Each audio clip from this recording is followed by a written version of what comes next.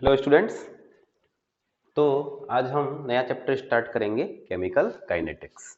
ठीक है, तो केमिकल काइनेटिक्स क्या है इसको समझते हैं। 11th में एक चैप्टर पढ़ा था हमने थर्मोडायनेमिक्स। थर्मोडायनेमिक्स जो था वो क्या करता था, वो रिएक्शन की फिजिबिलिटी के बारे में हमें इंफॉर्मेशन देता था कि कौन सी रिएक्शन पॉसिबल है या फिर कौन सी रिएक्शन पॉसिबल नहीं है। हमने पढ़ा होगा स्पॉन्टेनिटी के अंदर दैट डेल्टा जी नेगेटिव होगा तो रिएक्शन होगी, डेल्टा जी पॉजिटिव होगा तो रिएक्शन नहीं होगी, गिब्स फ्री एनर्जी वगैरह। तो केमिकल काइनेटिक्स क्या है? केमिकल काइनेटिक्स जो है वो रिएक्शन की स्पीड के बारे में इंफॉर्मेशन देगा। मतलब जो रिएक्शन हो रही है वो किस स्पीड से हो रही है, मतलब कितने टाइम में कंप्लीट होगी, उसका हाफ लाइफ पीरियड क्या होगा, रेट ऑफ द रिएक्शन क्या होती है, रेट लो क्या होता है, ऑर्डर ऑफ द रिएक्शन क्या होता है। इन सारी चीजों को हम इस चैप्टर के अंदर कवर करेंगे। ठीक है, तो सबसे पहले केमिकल काइनेटिक्स के अंदर अपन बात करते हैं रेट ऑफ द रिएक्शन की। रेट ऑफ रिएक्शन तो समझना इधर बच्चों ध्यान से। रेट ऑफ रिएक्शन, देखो रेट का मतलब क्या है, वही रिएक्शन की स्पीड के बारे में बात कर रहे हैं यहां पर। तो रेट ऑफ रिएक्शन क्या है? Rate of reaction is the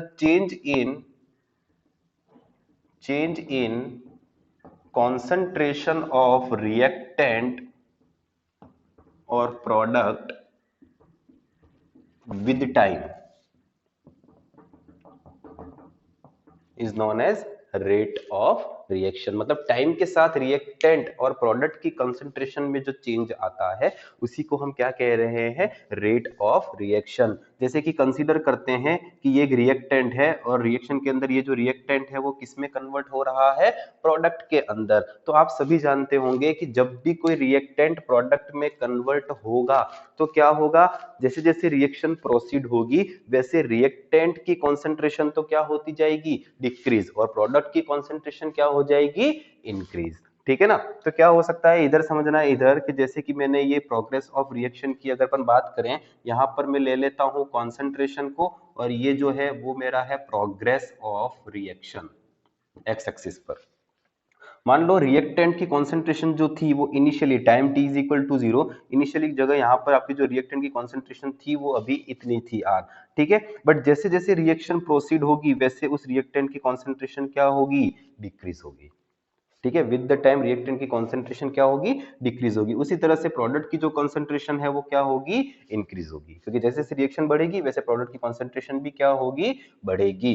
तो रेट ऑफ रिएक्शन हम कैसे डिटरमाइन कर सकते हैं, तो इधर समझना रेट ऑफ रिएक्शन निकालने के दो तरीके हो सकते हैं। क्या दो तरीके हो सकते हैं? एक तो ये that decrease in concentration of reactant divided by time taken, मतलब रिएक्टेंट की कॉन्सेंट्रेशन में कितना डिक्रीमेंट हुआ और उसमें कितना टाइम लगा। तो इधर समझना रिएक्टेंट की कॉन्सेंट्रेशन के अंदर, जैसे कि मैं मान लेता हूं यहां पर ये प्रोडक्ट वाली जो लाइन है इसको मिटा देता हूं एक बार, आप सबको इधर समझना। ठीक है, जैसे कि मैंने यहाँ पर किसी एक टाइम t1 के ऊपर मानना कि रिएक्टेंट की कॉन्सेंट्रेशन कितनी है, यहाँ पर जो रिएक्टेंट की कॉन्सेंट्रेशन है उसको मैं बोल देता हूँ R1, और किसी टाइम t2 के ऊपर रिएक्टेंट की जो कॉन्सेंट्रेशन है उसको अपन क्या बोल देते हैं, R2। तो इस टाइम इंटरवल के अंदर रिएक्टेंट की कॉन्सेंट्रेशन में कितना डिक्रीमेंट हुआ वो अपन कैसे निकालेंगे, R2 माइनस R1। हाँ या ना। तो वो जो वैल्यू आएगी वो किस में आएगी, आपकी नेगेटिव में। तो रेट ऑफ रिएक्शन जब आप निकालोगे इसमें, तो यहाँ पर मैं नेगेटिव का साइन इसलिए लगा रहा हूँ क्योंकि रेट जो है उसको मैं पॉजिटिव क्वांटिटी रखना चाहता हूँ। ठीक है, क्योंकि आपकी जो डेल्टा आर की वैल्यू आएगी यहाँ पर, मतलब कॉन्सेंट्रेशन के अंदर जो चेंज आएगा बाद में कितनी हुई और पहले कितनी थी, वो ऑलरेडी किस में आएगा, नेगेटिव में। ठीक है, और ये क्या हो गया, डेल्टा टी। तो इस तरीके से हम रेट ऑफ द रिएक्शन को कैलकुलेट कर सकते हैं। दूसरा तरीका क्या है रेट ऑफ द रिएक्शन, आप प्रोडक्ट से भी कैलकुलेट कर सकते हो कि प्रोडक्ट की कॉन्सेंट्रेशन में इंक्रीमेंट कितना हुआ। ठीक है, मतलब increment in concentration of product divided by time taken. ठीक है, मतलब प्रोडक्ट की कॉन्सेंट्रेशन तो क्या होगी, इंक्रीज होगी। तो यहां पे आएगा ये concentration of product delta T, मतलब कि प्रोडक्ट की कॉन्सेंट्रेशन विद द टाइम कितनी इंक्रीज हो रही है।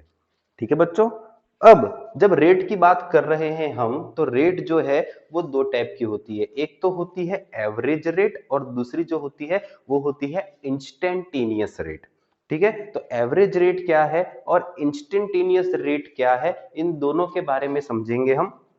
तो इधर ध्यान देना, एवरेज रेट क्या होती है मैं इसी डायग्राम से आपको समझा देता हूं कि जैसे कि ये रिएक्शन जो प्रोसीड हो रही थी, इसमें रिएक्टेंट की कॉन्सेंट्रेशन जब डिक्रीज होती है विद द टाइम, तो जब किन्हीं दो टाइम इंटरवल के बीच में रिएक्शन की रेट को कैलकुलेट किया जाता है, तो उस रेट को हम क्या कहते हैं, एवरेज रेट। क्योंकि मैंने क्या किया, मान लो ये जब रिएक्शन स्टार्ट हुई थी 5 मिनट के बाद तो रिएक्टेंट की कॉन्सेंट्रेशन इतनी थी और 10 मिनट के बाद रिएक्टेंट की कॉन्सेंट्रेशन इतनी हो गई, तो इन दोनों टाइम के बीच में जो रिएक्टेंट की आपकी कॉन्सेंट्रेशन है उसका एवरेज ले लोगे आप। ठीक है, तो उसको अपन क्या कह देंगे, एवरेज रेट। ठीक है, तो ये तो होती है एवरेज रेट। और एक होती है इंस्टेंटेनियस रेट। इंस्टेंटेनियस रेट क्या होती है, तो इंस्टेंटेनियस रेट जो होती है वो किसी पर्टिकुलर मोमेंट ऑफ टाइम के ऊपर, मतलब जैसे कि मैंने किसी टाइम इंटरवल के ऊपर नहीं, किसी एक पर्टिकुलर मोमेंट। ठीक है, जैसे कि इधर देखना कि मुझे इसी टाइम के ऊपर देखना है कि रिएक्टेंट की कॉन्सेंट्रेशन कितनी है, तो इस टाइम के ऊपर जो रिएक्टेंट की कॉन्सेंट्रेशन आ गई पर्टिकुलर मोमेंट ऑफ टाइम के ऊपर, इस रेट को हम क्या कहेंगे, इंस्टेंटेनियस रेट। ठीक है, इसको कैसे निकालेंगे, वो एक इसमें आप एक टेंजेंट ड्रॉ करके 2 पॉइंट लेके और इससे हम कैलकुलेट कर सकते हैं इंस्टेंटेनियस रेट। ठीक है, तो रेट दो टाइप की हो गई, तो एवरेज रेट हो गई और दूसरी कैसी हो गई, इंस्टेंटेनियस रेट। ठीक है बच्चों, तो अब आगे चलेंगे हम कि रेट ऑफ रिएक्शन जो है आपकी, उसको कैलकुलेट करने के लिए हम इसका फॉर्मूलाज वगैरह कैसे ड्रॉ करेंगे और न्यूमेरिकल्स वगैरह कैसे आएंगे इसके ऊपर। क्योंकि आपको अब तक समझ में आ गया होगा कि रेट ऑफ रिएक्शन हम प्रोडक्ट की कॉन्सेंट्रेशन डिक्रीज, सॉरी रिएक्टेंट की कॉन्सेंट्रेशन डिक्रीज और प्रोडक्ट की कॉन्सेंट्रेशन जो इंक्रीज होती है उससे कैसे कैलकुलेट करेंगे। तो इधर देखना, जैसे कि एग्जाम्पल के लिए मेरे पास रिएक्शन है R गिव्स P, तो इसके लिए अगर मुझे रेट कैलकुलेट करनी है तो इस रिएक्शन की जो रेट होगी वो कैसे निकाल सकता हूं मैं, कि माइनस, समझना, क्योंकि रिएक्टेंट की कॉन्सेंट्रेशन क्या हो रही है, डिक्रीज, तो minus D R open D T. ये क्या लिखा मैंने कि रिएक्टेंट की कॉन्सेंट्रेशन में जो चेंज आ रहा है विद द टाइम वो किसके इक्वल टू होगा, plus concentration of product open D T. मतलब और समझना चाहो तो इधर देखो, जैसे कि एक रिएक्शन लेते हैं A plus B give C, इसके लिए मुझे लिखना है तो मैं कैसे लिखूंगा, देखो ये जो रिएक्टेंट है वो सब माइनस में आएंगे, minus D concentration of A upon D T is equal to minus D concentration of B upon D T is equal to plus, product किसमें आएगा, plus concentration of C upon D T. ठीक है, बस एक मतलब ये क्या है कि ए के डिसअपीयरेंस की रेट, बी के डिसअपीयरेंस की रेट और सी के अपीयरेंस की रेट तीनों कैसी होंगी, इक्वल होंगी, क्योंकि रिएक्शन के अंदर ए जो है वो डिसअपीयर हो रहा है, बी भी डिसअपीयर हो रहा है और सी जो है वो अपीयर हो रहा है।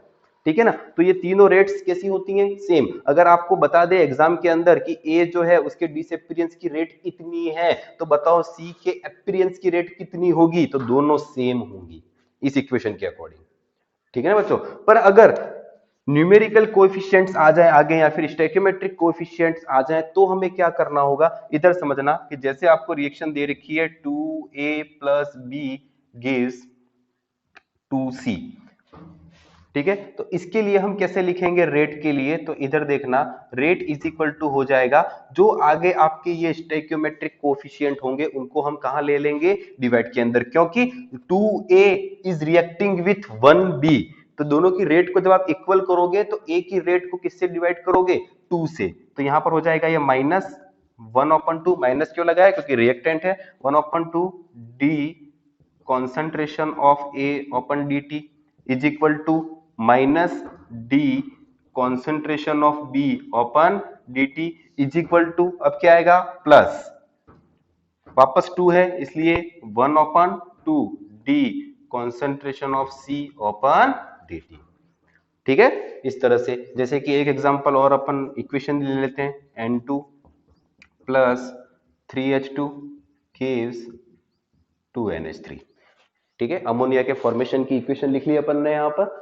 तो इसके लिए अगर आपको रेट लिखनी है तो किस तरह से लिखोगे, rate is equal to minus concentration of nitrogen upon dt is equal to, फिर से माइनस, अब 1/3 आ जाएगा यहाँ पर, 1/3 concentration of hydrogen open dt, फिर is equal to plus 1/2 concentration of ammonia open dt।